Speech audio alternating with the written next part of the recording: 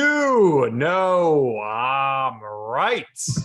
The podcast that uncovers the origin stories of some of the biggest names in sports, entertainment, and media. Nick Durst here once again with the one and only Joe Calabrese. And Joe, I'm excited for our guest today.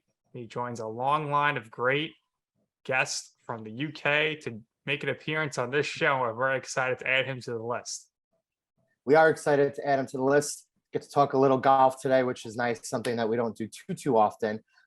So he is a broadcaster and a commentator for the Golf Channel and NBC Sports, and also most well known for being the co-host of The Big Break. So we would like to welcome Tom Abbott to the show. Tom, welcome.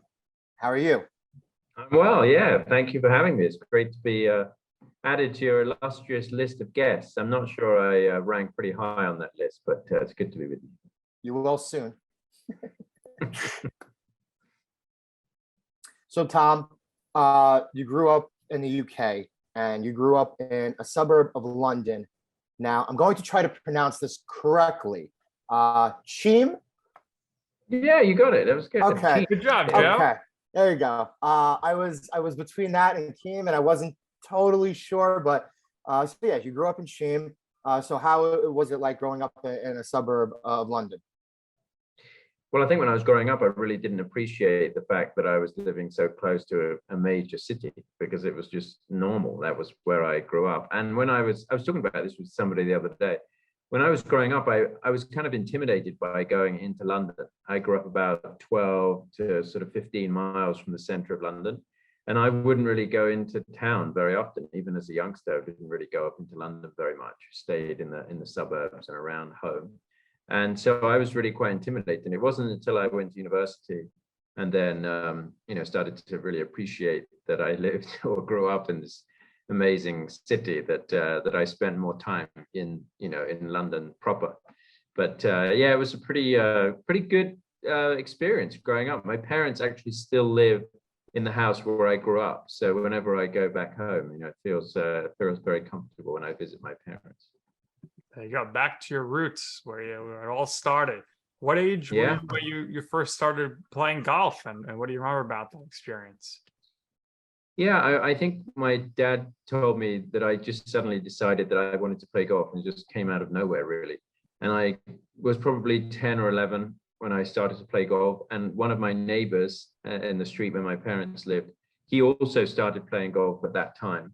And so we learned the game together, and he became a very good player. He played on the European Tour. He lost in the final of the British Amateur. He was, one match away from playing in the Masters, and finished fourth in a European Tour event during his playing career. He doesn't play competitively on tour anymore. He plays a little bit, here and there, but he's got a real job now. But we started playing the game together.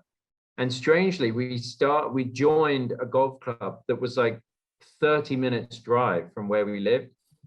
And there are much better golf courses closer. And I just don't know why we started to play 30 minutes away. And it's like a mystery to me, even now, that we did that. But living in that part of the UK, we're spoiled for really good golf. I think mostly when people think of Britain and the United Kingdom and Ireland, they think about going and playing links golf in Scotland and Ireland. But growing up around London, there's just a ton of great golf. So I was very lucky in that respect. What would you say to people who kind of paint the narrative of, well, golf is kind of more of a upper class type of sport. It's very hard to get everybody involved in that as a kid, because in some aspects I could definitely see that. I mean, it's obviously expensive to get started, but how do you feel about that narrative that's painted around the game sometimes? Well, I think back in the UK, yeah, it does. That is certainly a narrative that the game struggles with, and it's disappointing because I don't think the game gets enough credit back in the UK, because it's seen as a bit of an elitist game, which it really isn't. It's a very affordable game to play. Okay, you've got to have the equipment, but once you do that, being a member of a golf club in the UK, certainly in certain parts, up north, is not expensive at all. You know, around London, obviously it gets a bit more pricey, but it's nothing compared to what it is at a private club in the US. So I think it's a bit unfair. In the US, I think private golf, you know, private clubs are really, really, really good. And public golf isn't as good as it is in other parts of the world. So I think, you know, I didn't grow up playing golf in America, so it's tough to say, you know, what it's like to get into that scene. But I know that joining a country club in the US is very expensive in most cities around America. And that just isn't the case in the UK. So I think it's kind of painted a bit of, you know, the pictures painted a bit unfairly back home. And here, there are a lot of programs that encourage people to get into the game. You know, the First Tee is a prime example, and girls golf on the USGA, LPGA side with encouraging young women to get into the game, and they've been tremendously successful.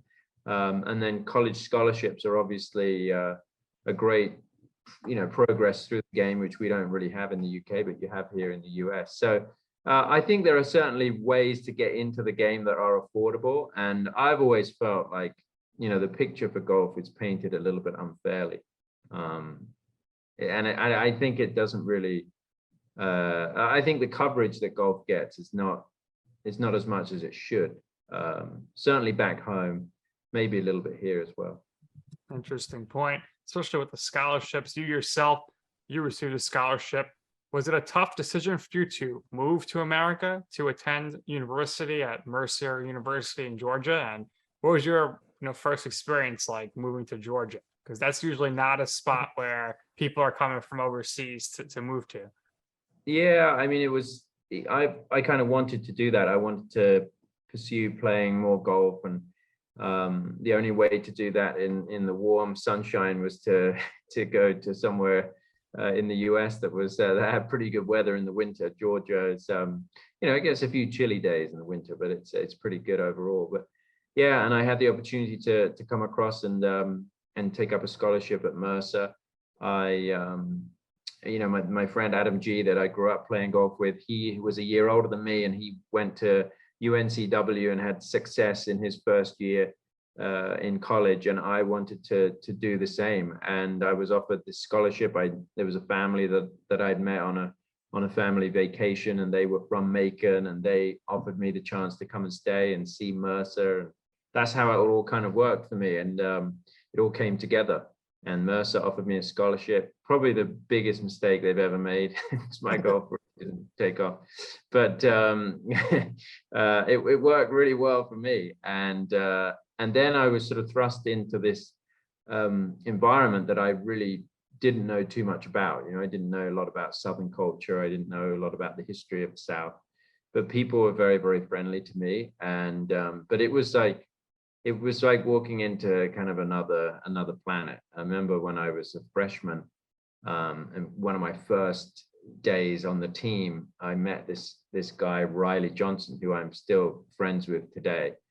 And he's from Valdalia, where the onions are from. And he said, I'm from Valdalia. And I said, oh, I'm from London. And I said, well, where is Valdalia? And he said, what? You don't even know where the onions are from? And I was like, I don't even know where the onions are, So it was kind of another world. And a lot of, I met a lot of people who were very, very, very friendly. And I still go back and visit Mercer, and I still am in contact with the family that helped me out to go over there. So my experience was great, but my golf did not transition well to playing collegiately. I think you have to be pretty powerful ball striker and a pretty powerful player, and that wasn't my game. I was used to playing on the firm and fast summer golf courses in the UK where you can just dink it down the middle and it goes forever. You can't do that in Georgia when it's wet fairways. You've got to hit a long way, and that didn't work for me at all. Yeah, you were inducted into the Mercer University Athletic Hall of Fame in 2015. So you must have been pretty good, right? Well, I think that was more because of my broadcast career rather than my golf. Well, certainly because of my broadcast career. Yeah, I was quite surprised really that they decided to induct me, but So you I said think you got the right guy. You sure you're looking for the guy that is from the place where yeah, you made? they're like, are you sure this is the may have sent this the wrong person? Maybe it's just because they wanted me to donate more money. I don't know, but That's usually what it is. they were. You get those envelopes in the mail. Ugh, You know what they are. and the garbage. The yearly, But the they yearly. were very friendly, and you know, I really enjoyed my time there, and I'm quite proud to represent Mercer now. I still have a Mercer golf bag actually that they gave me, so I use that. But yeah, I was inducted into the Hall of Fame, and I tried to go back and visit Mercer once a year if I can, and you know, they still send me a ballot for the new inductees of the Hall of Fame. So any Mercerians out there, you better be nice to me. I can induct you. That's great. So you said because more of your broadcasting there, you studied media and business. So I wanted to ask you, what was the process like creating Mercer 99, which is the school's television station? And because of the culture shell shock coming from overseas here, at that stage in your life when you're in college, internships and kind of looking for stuff in that area to kind of transition into. So talk us through that. Yeah, I mean, my mother worked in television, so I grew up around TV. And when I came across to Mercer to study, I wasn't planning on working in television. I really didn't have a plan. And in fact, I didn't even register for classes until the night before. I had no idea that you had to register because I never went to the orientation. I was like, that sounds pretty boring. I'm just going to go and play golf. So I just played golf sort of the 2 weeks that I was there getting ready for classes. And then the night before the first class, I ran into one of the international advisors on the campus and he said, well, what classes are you going to be taking tomorrow? And I said, well, I don't know. I haven't registered. And he's like, what? You haven't registered? So we went and registered for like all the only classes that were remaining at the time, which were just horrendous classes at like 7 a.m. And so at the beginning of my time at Mercer, I almost flunked out because I just didn't really put my effort into studying. And it wasn't until I realized that I actually needed to get a job that I really started to knuckle down and work hard. And that was about 2 years into my university time. I got a 1.9 GPA. I probably shouldn't tell people this after my first semester. And I went back home to London and we don't have GPAs there. So my parents said, how did you do? I said, I got a 1.9. Things are going really well. And they were like, yeah, it's great. And then a friend of mine also, studying in the US, and his parents and my parents, got together after I went back to America to like my second semester or whatever. And they then realized that I was not doing as well as I had made out to them. So then I got a phone call saying, you better get your ass in gear. But so then after like 2 years, I really needed to figure out what I was going to do. And I fell into media. I actually went to a show for students that was on CNN. They took a group of students to CNN in Atlanta, and I went and I asked a question on the show live on CNN. And it really was a major buzz, and I thought, wow, this is really cool. And that was like the spark that ignited wanting to work in television for me. And I think still doing live television still is a buzz even today, having, that was 20 odd years ago that happened. So, and that's when I started getting involved in figuring out a way to do student media. We really didn't have a television station at Mercer. We didn't really have student media. And myself and a few other students created it, and it was fun. For two or so years at school, we worked really hard to broadcast different things and cover the sports that were taking place there at Mercer. And that was a real baptism by fire, but it set up my career in TV. And so when I left Mercer, I somehow managed to get a job, which was pretty lucky actually. Somebody would hire me. So tell us about your first jobs out of college, and how did you end up getting the chance to be on air? Obviously, when people have to start behind the scenes, work their way up, and then tell us about being the first ever CBS 19. CBS 19. You're on the first ever broadcast 2004 in Charlottesville, Virginia, as the sports anchor. Yeah, so I do a lot of on-air work when I was in college, which helped having, put a resume reel together, which you use in TV to get a job. And so I sent out a bunch of those to loads of different stations in America because I had been in America. It was tough to go and do that in the UK. We don't really have that sort of local news system in the UK. So it was easier to do that in the US. And this station in Charlottesville, Virginia, which was brand new, took a chance on me. A guy called Bill Vareca, who was an older gentleman who had been a TV veteran, and he was tasked with starting this TV station in Charlottesville. And at the beginning, it operated out of a trailer in the parking lot. And I went up there. I moved up there. I drove my car up to Charlottesville, Virginia, got this apartment. And they were operating out of a trailer, and homeless people would come in the middle of the night, like knocking on the door. And one time it caught fire in the middle of the night. I mean, it was a comedy show, starting this channel. But it started in sort of November of 2004, I think that was. And I was doing sports, which they thought was like a gimmick.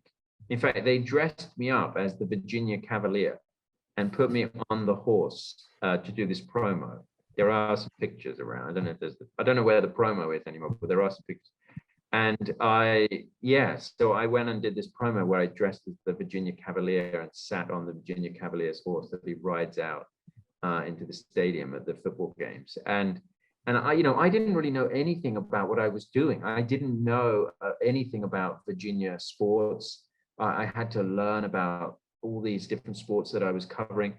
And it was fine when you looked at sort of high school football and high school sports, because a lot of people don't know about these high schools, because unless you're from that area. Right. But when it comes to SEC and ACC sports and it's professional sports in Washington, and I was a complete novice. I mean, I interviewed Bobby Bowden in my first few months, and wow. He was probably, what is this guy? This guy doesn't know what he's talking about,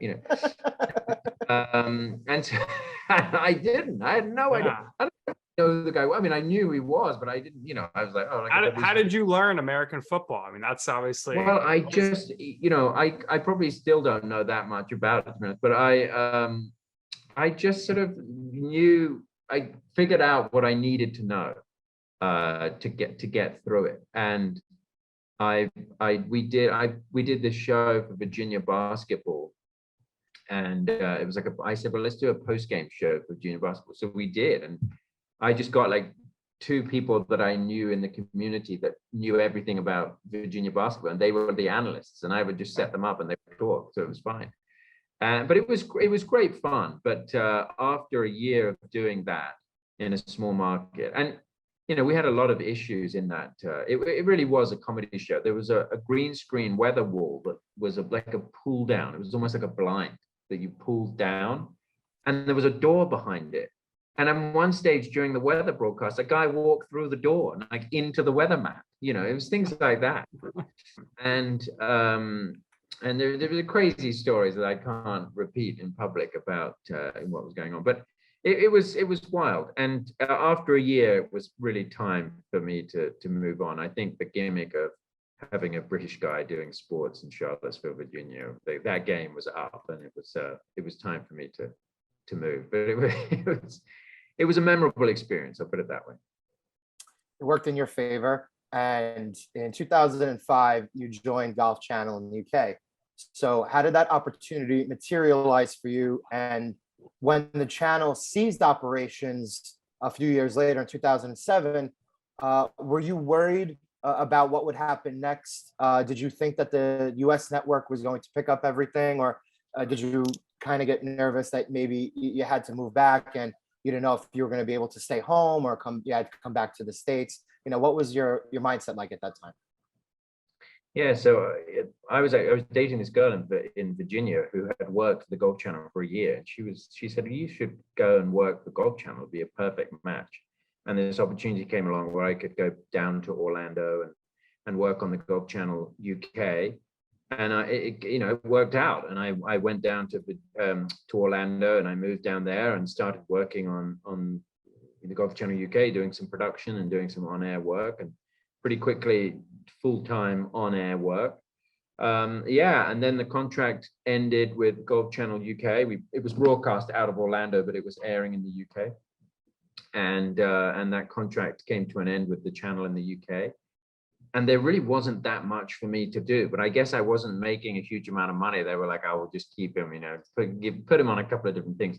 And they put me on this thing called the FedEx Market Report, which was a business report that aired in Golf Central every night. And it was about 2007, 2008.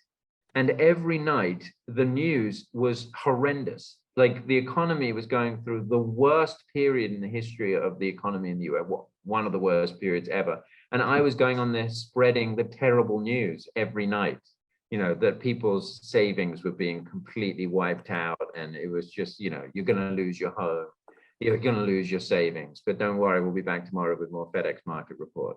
Let's go back to the golf. So it was, it was pretty insane. And thankfully, after that, things kind of worked in my favor, because we signed a deal with the LPGA on the domestic side in the US, and I had worked on a lot of the LPGA golf that went out in the UK. So I had experience, and that kept me alive because they gave me a chance to do that. And then Big Break came along pretty shortly after. So there was a sort of a transition period where I didn't have a huge amount to do apart from the FedEx Market Report. But then with the new tour contract, there was a lot of energy in the building at that time down in Orlando. So they must have figured let the British guy deliver the bad news to break it Yeah, down. put him on. Like, just let him go out there every night and talk about how much the markets are down today. That's very funny. What was it like for you the first time you got to broadcast the Olympics?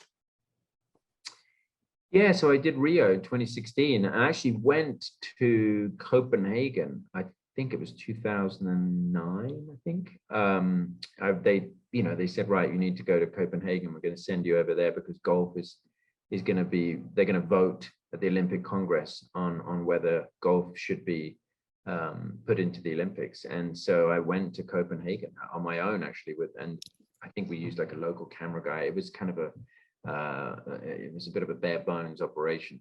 And so that was the first foray into the Olympics. And then 7 years later, I was part of the broadcast team that did the Olympics for the first time in 100 years. So yeah, that was great. I mean, it was very, very different. We didn't know what to expect with golf in the Olympics. And one thing that surprised us, which we don't deal with every week, is that there's a race for basically like 3 different tournaments. The gold medal is one, the silver medal is the other, and the bronze is the other. So there, it was really exciting. Even if somebody's running away with the gold, there's still the chance for a silver and bronze. So that's one thing that we kind of didn't expect. We didn't really know what to expect from the golf course in Rio, and it was really, really good. Miguel Hans had done this golf course down there. And the other thing about that was being down there was you can go to other sports. If you have this NBC credential for the Olympics, you can just go and watch other sports. And so I remember we went to the final of the soccer, and Neymar, I think, scored a penalty to win in like extra in penalties, I think. And that was just insane for Brazil winning on home soil. I went to the cycling, which is really big for the British team, and the energy in there was awesome. I went to tennis to see Andy Murray. So yeah, I mean, it was incredible. I think some of my colleagues saw the swimming world records. They saw Usain Bolt, and they saw the final of the soccer. I didn't get to see the other two, but the chance to see other sports is amazing. I think the Olympics is just such a celebration of athletes and sport. That was the one big takeaway that I took, that how much of a kind of a celebration it was, rather than, on television, you don't really get that feel unless you're actually there. Yeah, I can't get enough of the Olympics. I think it's absolutely awesome, and it seems very exciting. Hopefully one day get to go to one. Perhaps we'll cover one. Maybe me and Joe will be in LA for the 28 games. We'll meet up with you, or 2024 in Paris. Maybe we'll figure something out. But it's just an incredible experience. It seems like, that's for sure. And another incredible experience from a spectator's standpoint has to be hosting Big Break. How did that show come to be? And tell us about the Big Break NFL series with Michelle Tafoya, who was one of our former guests as well. Yeah, so Big Break was kind of a surprise to me at the time. I didn't expect them to come to me and ask whether I wanted to host, but they were making some changes on the talent side of the show, and they came to me and asked whether I would do it, and I said yes. And I embarked on 11 seasons of hosting over 5 years, and it's kind of been a big part of my career, and a lot of people still remember me for doing that show. And we went to a number of places around the world to do it, and it was just such a fun group of people. You forget about all the crew. It's about 100 people that worked on the show, that traveled on the show, and producers and camera guys and audio and grips and lighting and makeup and all these different people that work on the show. And we just had a good time. It was hard work. Like, the days were pretty long. You would shoot one show per day. So at the beginning of the shoot, with more contestants on the show, the days were a lot longer. And I remember when we went to Ireland, we had this really long day. It was so windy, and it was cold. And I got back to the hotel room after working for 14 hours and thought, my gosh, I got to do this for another 13 days. This is insane. But it was I made a lot of friends on that show, and I still run into people. In my camera guy that worked with me, a guy called Dan Steele, we called him Steely Dan, obviously, and he works NFL now on I think Fox and CBS. And I still see him when I go to do an event where he lives in Southern California. We get together and have food, and because we work together so many shows out in some random places in the middle of nowhere on a golf course in Puerto Rico or whatever.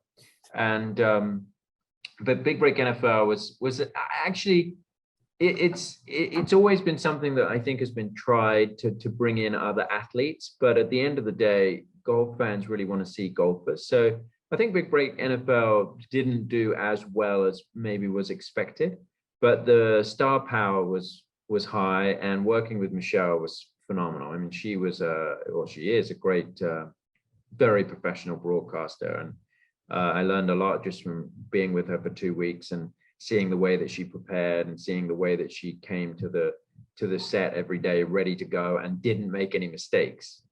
Because we would have scripts that we had to learn, and we would then recite the scripts to camera and go through these pieces, and oftentimes you'd make a mistake and they'd say, okay, well, let's do it again.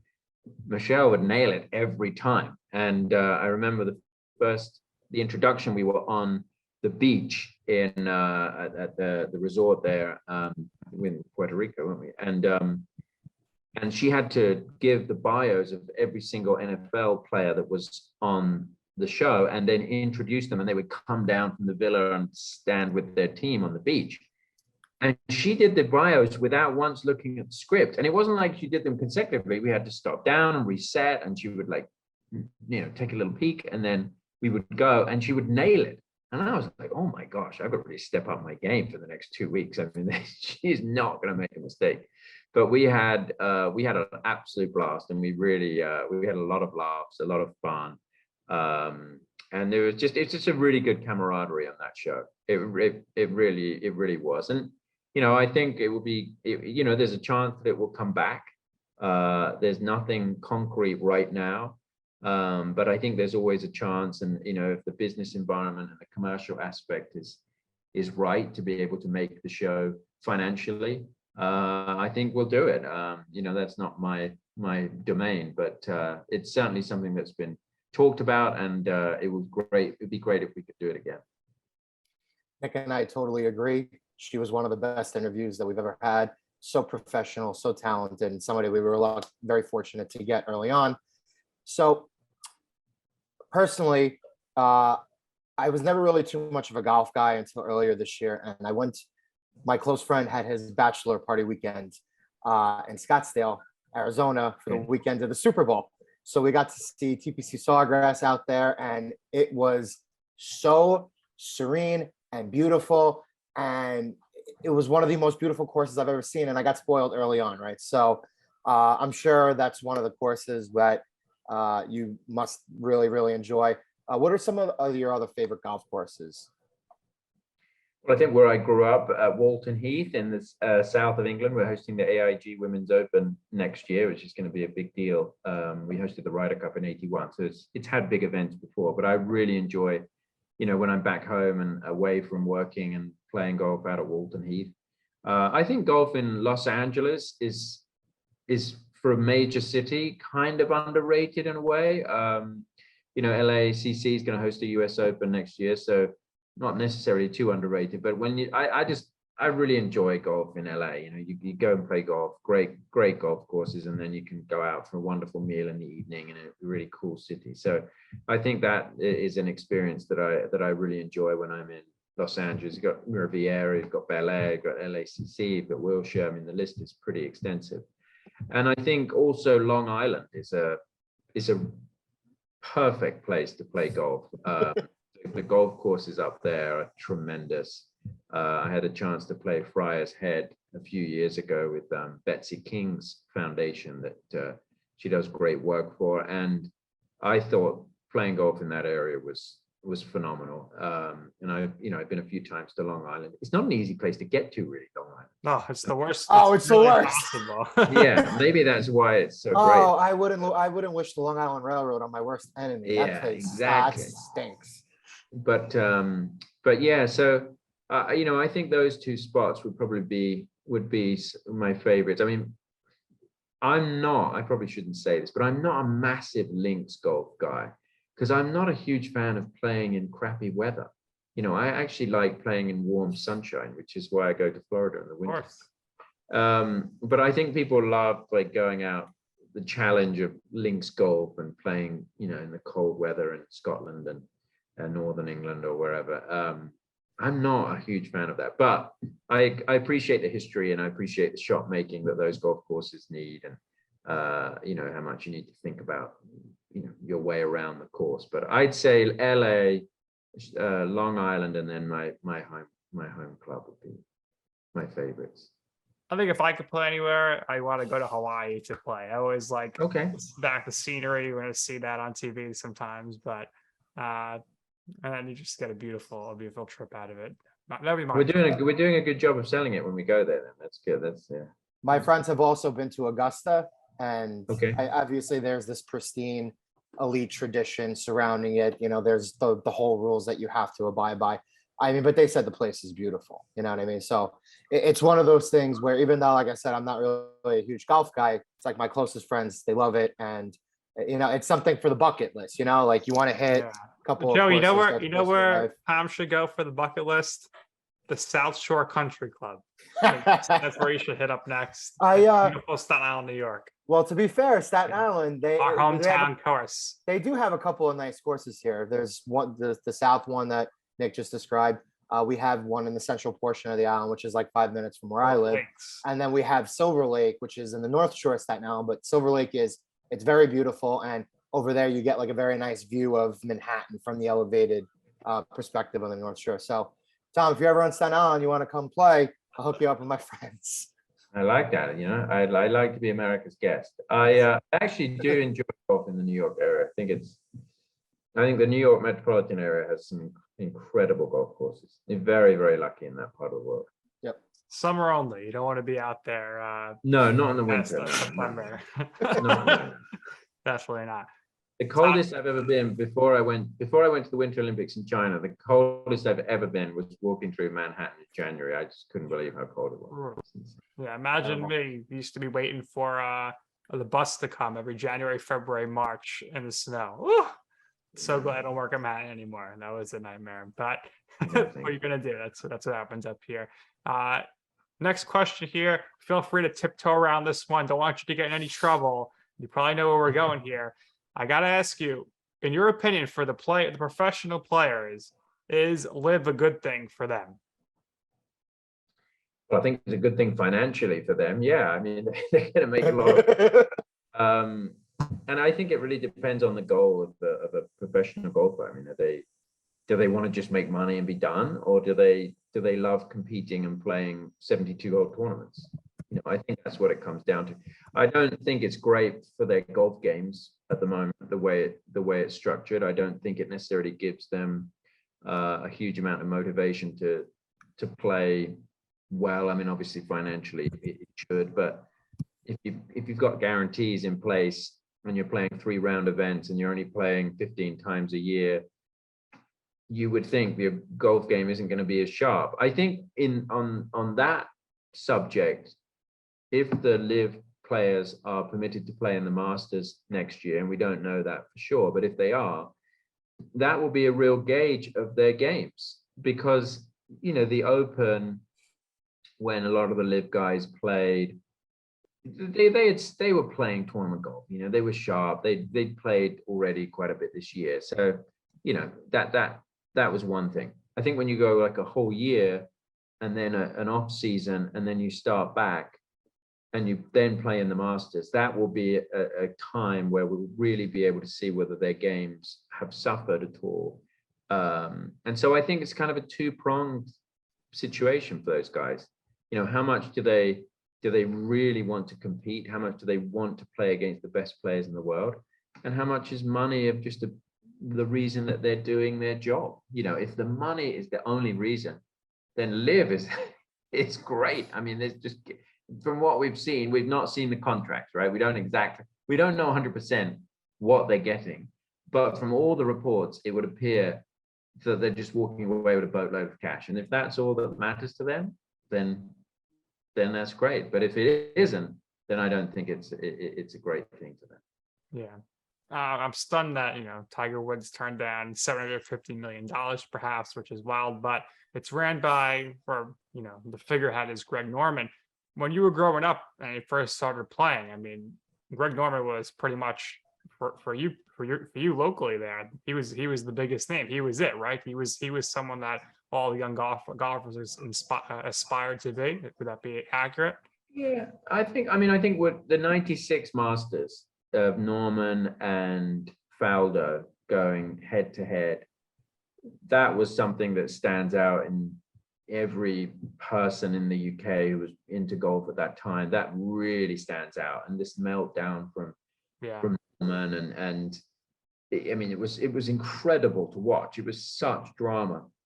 And I think, I went as a kid, the first tournament that I went to was the Open at St. George's in '93. And obviously, Norman being there then and seeing him, and what a week that was for him. And I think, he was an icon of the game. But that 96 Masters with Faldo and Norman battling, that was the one that really stands out. And Norman has kind of been his own guy for his whole career, and he's had his goals of wanting to do certain things in the game, and that didn't work out. And I think he's always had that in his mind, and now this has given him an opportunity to do that. I think, to me, it's kind of sad the way that the game's been divided. Who knows? It may come back together at some stage. It doesn't look like it in the near term. But Norman is a guy who's, spearheaded the live, and if, that's kind of his thing. I mean, he's always been a guy that sort of, since he stopped playing, he's wanted to do various different things and be successful in business. And obviously to him, this looks like a great success. Whether it is, I mean, people have their opinions of live golf, whether it's successful or not. But I think if his legacy in the game is live, and we've divided the game of golf, I think that will be sad. I don't think there's anything to gain from dividing professional golf in the way that it is right now. And Norman as a player didn't win as many majors as he should have won. Mm-hmm. His talent, when you actually look at the way he played the game, the way he drove the ball, how aggressive he was on the golf course, his major championships don't correlate to the way he played. I mean, he was a great player. There is absolutely no doubt about it. And I think the young generation that are watching right now would probably have no idea about that. They see him as this kind of figurehead in the game. But when you look at what he was a great player. But that rivalry with Faldo, I think it still goes today. I think it's still there. But that moment in '96 or that afternoon in Augusta was insane to watch, really. Certainly, definitely very interesting times for sure. If you had the chance to go back, and you could either do one of the following two things. You could have been there, we'll say at the 2000 and let's say the 2002 Ryder Cup, where Europe won, just because that's kind of they were coming off the loss there, and that was a big win, and you were getting ready to go to college and really into golf there. Either be there or have an Arnold Palmer with Arnold Palmer. Which one would you choose? Good question. I mean, I met Arnold Palmer a few times. I didn't have an Arnold Palmer with it, but I did meet him a few times, through Golf Channel. I think Arnold Palmer, actually. I think, to sit down with the king and to pick his brain, I want to know all the stories, Right. Stuff that he probably didn't talk about in public. That's what you want to know from Arnold. Fair enough. That's what I would pick Arnold. 100%. I think that's a good point. The good one. How would you say your mini golf game is these days? I haven't played mini golf, but I haven't played it for a while, but I do have a mini golf course just around the corner from my flat in London. But I've never played it. However, I do have twin godsons, and I think they're 7, and they're just starting to really get into their golf a little bit. So maybe my mini golf future is going to be bright here coming up. Yeah, you got to go easy on them. Yeah, I know. Yeah, but I can't. I mean, it's in my nature. I got to beat them. Yeah. I would say my mini golf game is impeccable. Okay. Impeccable. I mean, my regular golf game is no good. I can't hit the ball off. But mini golf, you've got it. Yeah. Okay. We call it crazy golf in crazy the golf. All right. The obstacles and stuff makes sense for sure. Well, I mean, Tom, this has been great. We've had a lot of fun. My last question is for you. What in your career, or maybe you want to talk about something with school, whatever, would you say is your I'm right moment? So what I mean by that is a time where you wanted to do something, you ask somebody for advice. They say, you know what, Tom, I don't think you should do that. That's a bad idea. And you said, you know what, I'm going to do it anyway. And ultimately, you will see why it is that I'm right. I think in the beginning, it would be being on air. I think a lot of people would say, well, that's kind of a dangerous game. It's not going to work out. You should do something a bit more solid, like, production, and be behind the scenes, because it's very volatile when you're on air, and your career can just, change or be gone in a second. And I was like, no, I want to follow what I really want. And so that to me would be, I'm right move, was to keep pursuing what I really love to do, rather than take the safe road.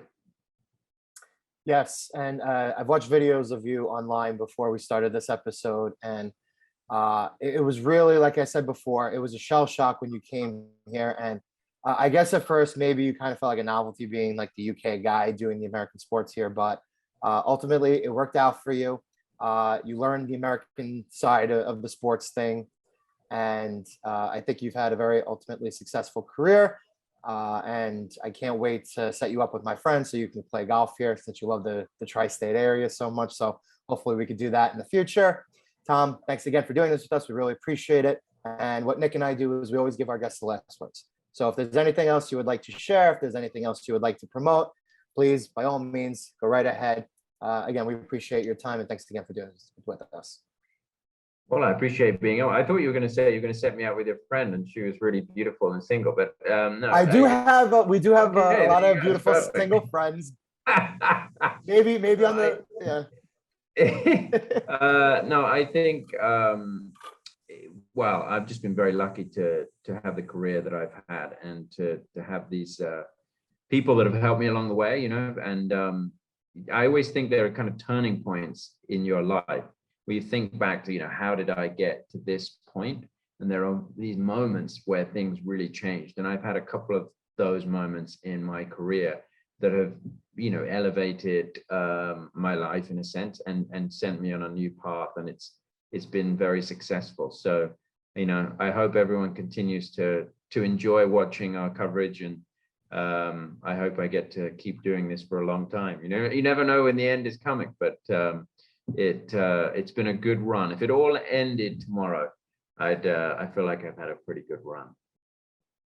All right, there you have it. That's going to do it here for this episode of You Know I'm Right. For our very special guest, Tom Abbott, for my co-host Joe Calabrese, I'm Nick Durst, and this has been You Know I'm Right.